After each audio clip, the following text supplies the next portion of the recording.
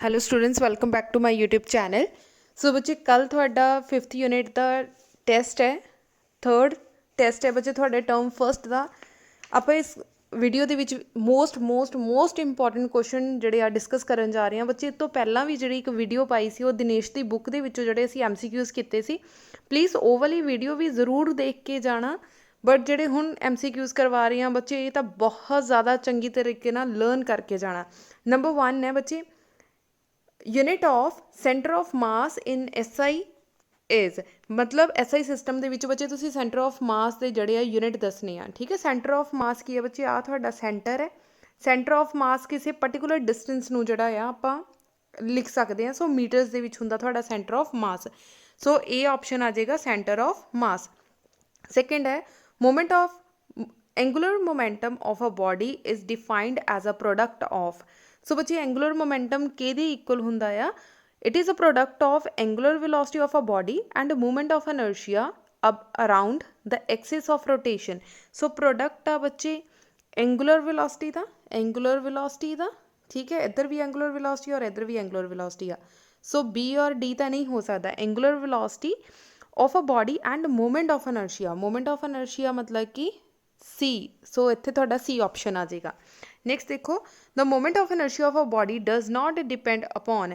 So moment of inertia किहड़ी चीज़ से डिपेंड नहीं करती बच्चे? एम के इक्वल हुंदा आ, सॉरी आर के इक्वल हुंदा आ एम आर स्क्वेयर। सो आ वाला रिलेशन बच्चे तुसी कर चुके हैं, I is equals to M R square. ठीक है, सो मोमेंट ऑफ इनर्शिया किहड़ी चीज़ से डिपेंड कर रहा? मास के उपर तो रेडियस के उपर, मास एंड रेडियस के उपर जोड़ा आ डिपेंड करता आ। दैन पर्टिकुलर बच्चे एक एक्सिस ऑफ रोटेशन होंगी है जितों वो डिस्टेंस गिवन होंगी है। सो एक्सिस ऑफ रोटेशन पर भी डिपेंड करता। सो कितने डिपेंड नहीं करता? एंगुलर वेलोसिटी ते। सो आंसर आ जाएगा B option is a angular velocity. If M is a mass and of the disk, r is the radius of the griation। बच्चे griation GYRATION griation, that moment of inertia is given by। so थोड़ा moment of inertia कितना होएगा? Half M R square, half M R square is the answer. Next है, torque acting on a system is zero. मान लो torque जोड़ा आ थोड़ा system के उपर काम कर रहा, that is zero. Which of the following quantity is constant? किहड़ी टर्म जी कॉन्सटेंट होएगी बच्चे? सानू रिलेशन पता है, tau vector is equals to DL vector over DT। अगर टाओ जीरो आ तो L जोड़ा आ कॉन्सटेंट हो जाएगा। L का मतलब की है? Angular momentum. सो थोड़ा आंसर सी आ जाएगा, एंगुलर मोमेंटम। नैक्सट देखो, spokes are used in a cycle wheel. बच्चे स्पोक्स क्यों यूज़ किए जाते? ताकि मोमेंट ऑफ इनर्शिया को इनक्रीज किया जाए। सो बी ऑप्शन आ जाएगा, to increase the moment of inertia of the wheel. 7th question है, the radius of gyration of a ring of radius r about an axis through its center and perpendicular to the plane is given by। ਹੁਣ ਧਿਆਨ ਨਾਲ ਬੱਚੇ ਆਪਾਂ ਛੋਟਾ ਜਿਹਾ ਡੈਰੀਵੇਸ਼ਨ ਜਿਹੜੀ ਆ ਕਰਦੇ ਹਾਂ। ਸਾਨੂੰ ਪਤਾ ਮੂਮੈਂਟ ਆਫ ਇਨਰਸ਼ੀਆ ਜਿਹੜਾ ਰਿੰਗ ਦਾ ਮੂਮੈਂਟ ਆਫ ਇਨਰਸ਼ੀਆ ਕਿੰਨਾ ਹੋਏਗਾ? I is equals to mr square। ਸੋ ਕਿਹਦੇ ਮੂਮੈਂਟ ਆਫ ਇਨਰਸ਼ੀਆ ਹੈ ਇਹ? ਰਿੰਗ ਦਾ। ਸੈਕਿੰਡ ਹੈ, in terms of radius of gyration. ਅਗਰ ਰੇਡੀਅਸ ਆਫ ਗ੍ਰੀਏਸ਼ਨ ਦੇਖਿਆ ਜਾਵੇ ਤਾਂ k ਕਿਹਦੇ ਇਕੁਅਲ ਆ ਜਾਏਗਾ? ਸੌਰੀ I ਕਿਹਦੇ ਇਕੁਅਲ ਆ ਜਾਏਗਾ? mk square। So both are I, if left hand side are equal then right hand sides are also equal। ਇਹਦਾ ਮਤਲਬ ਆ ਦੋਨੋਂ ਵੀ ਇਕੁਅਲ ਹੋਏਗਾ। ਸੋ mr square is equals to mk square। m ਦੇ ਨਾਲ m ਕੈਂਸਲ, ਸਕੇਅਰ ਦੇ ਨਾਲ square cancel. So r ਦਾ ਆਂਸਰ ਕੀ ਆ ਜਾਏਗਾ? k। So radius of gyration ਕਿਹਦੇ ਇਕੁਅਲ ਆ ਜਾਏਗਾ? r ਦੇ equal. So k equals to r। So option number C is the right answer। Next आ, a circular disk is rotating with an angular frequency omega. एक circular disc आ बच्चे जी rotate कर रही है एंगुलर फ्रिक्वेंसी ओमेगा के नाल। If a man standing at the edge of the disc walks towards the centre then the angular velocity of the disc is. हुण ध्यान नाल देखो बच्चे, जिद्दां ही कोई डिस्क के उपर कोई परसन खड़ा आ और वो डिस्क जी रोटेट कर रही आ तो की होएगा उत्थे? हुण उत्थे की होएगा? इनक्रीज कर जाएगा। सो आंसर आ जाएगा इनक्रीज।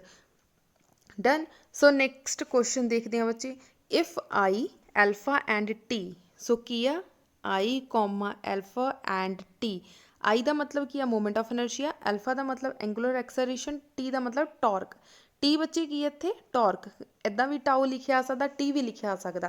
कहते दैन रिलेशन पता करो angular velocity omega then so angular बच्चे किहदे इक्वल हुंदा आ tau is equals to I alpha आ रिलेशन असीं कीता इत्थे टाओ की जगह तो उन्होंने की लिखा होया टी सो टी किहदे इक्वल आ जाएगा I alpha so A option आ जाएगा T is equals to I alpha next है sphere cannot roll on जिहड़ा एक बच्चे सफेयर आ वो एक इनकलाइंड पे जिहड़ी सरफेस आ उहदे उपर रोल नहीं कर सकता सो देख लो option A smooth inclined surface so C option आ जाएगी नेक्स्ट देखो the angular momentum of a body of moment of inertia of its kinetic energy so बच्चे काइनेटिक एनर्जी है तो moment of inertia so moment of inertia sorry angular momentum के equal होंगी angular momentum मतलब L is equals to I omega kinetic energy K is equals to half M V square M की जगह तो की लिखांगे inertia I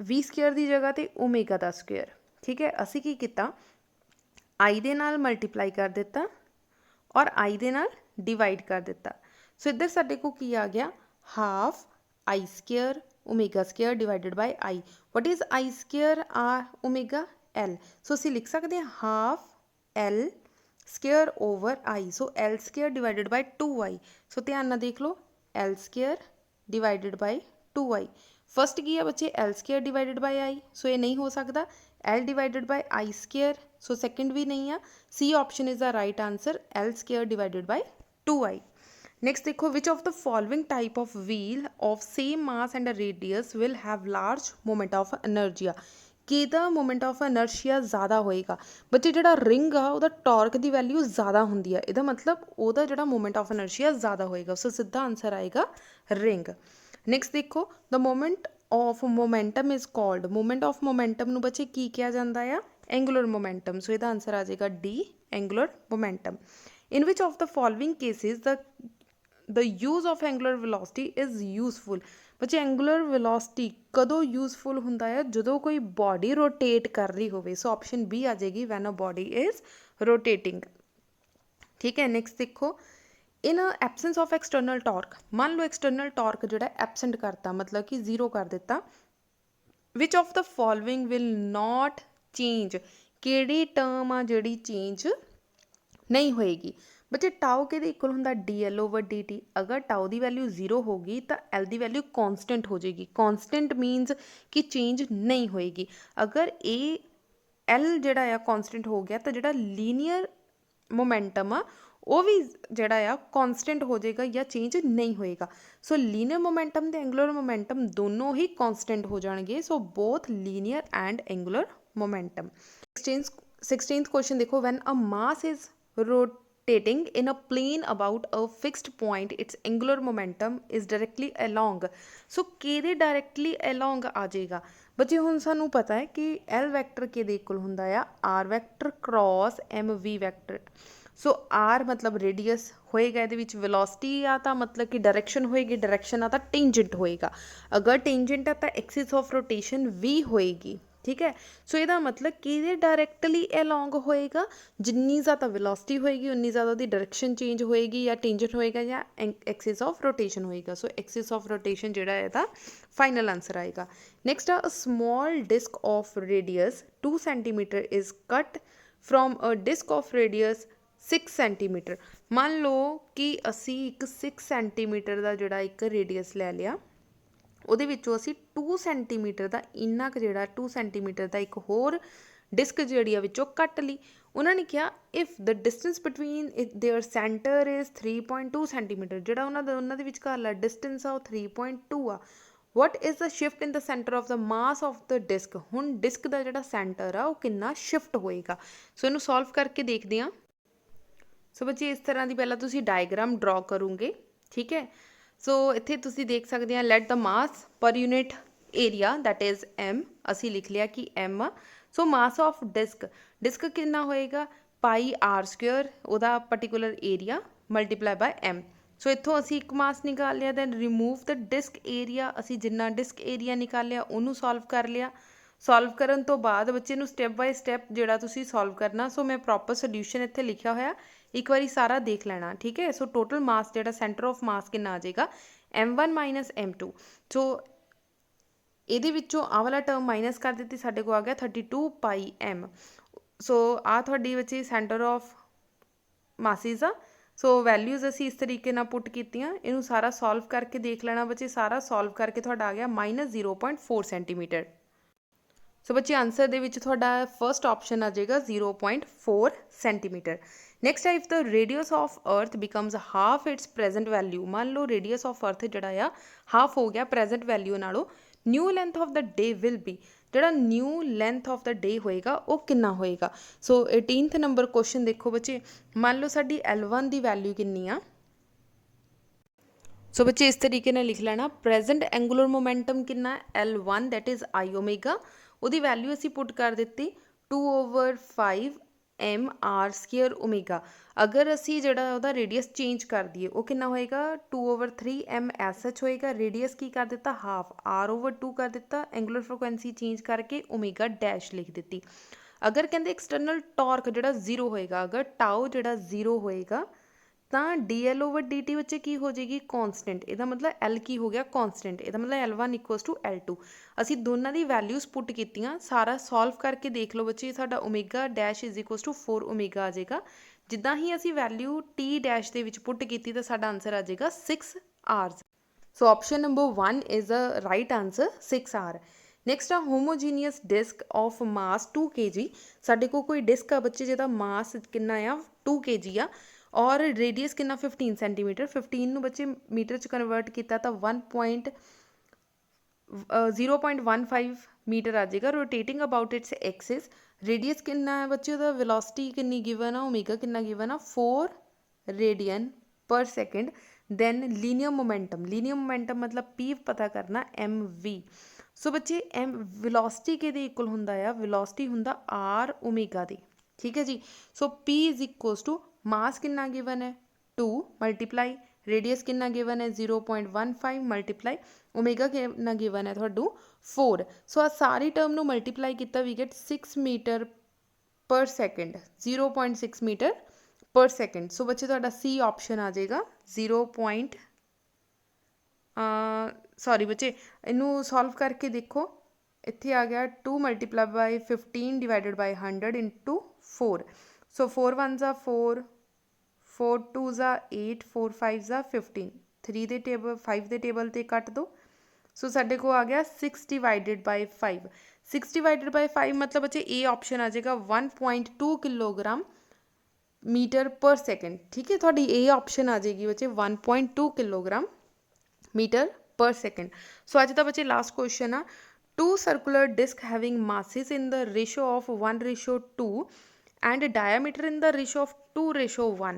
ਸੋ ਸਾਨੂੰ ਬੱਚੇ masses ਔਰ radius ਦੀ ਰੇਸ਼ੋ ਗਿਵਨ ਆ। we have to find the ratio of moment of inertia। So moment of inertia ਬੱਚੇ I ਕਿਹਦੇ ਇਕੁਅਲ ਹੁੰਦਾ mr²। ਸੋ ਇਹਨਾਂ ਨੇ ਰੇਸ਼ੋ ਨਿਕਾਲਣ ਨੂੰ ਕਿਹਾ I1 I2 = m1 r1² / m2 r2²। ਪਹਿਲਾਂ ਤਾਂ ਬੱਚੇ ਉਹਨਾਂ ਨੇ ਮਾਸਿਸ ਦਾ ਰੇਸ਼ੋ ਗਿਵਨ ਆ 1:2, ਅਸੀਂ ਲਿਖ ਦਿੱਤੀ 1:2। ਡਾਇਆਮੀਟਰ ਦੀ ਗਿਵਨ ਆ 2:1। ਸੋ ਰੇਡੀਅਸ ਉਹੀ ਚੀਜ਼ ਹੀ ਹੁੰਦੀ ਆ। ਸੋ ਅਸੀਂ ਲਿਖ ਦਿੱਤਾ 1/2 × 4/1। ਸੋ ਕੱਟ ਕੇ ਆ ਗਿਆ 2:1। So option number B is the right answer. Done. So ਬੱਚੇ ਇਹ ਸਾਡੇ ਅੱਜ ਦੇ ਮੋਸਟ ਇੰਪੋਰਟੈਂਟ ਕੁਐਸਚਨ ਸੀਗੇ ਯੂਨਿਟ ਨੰਬਰ 1 ਦੇ ਕਲਾਸ +1।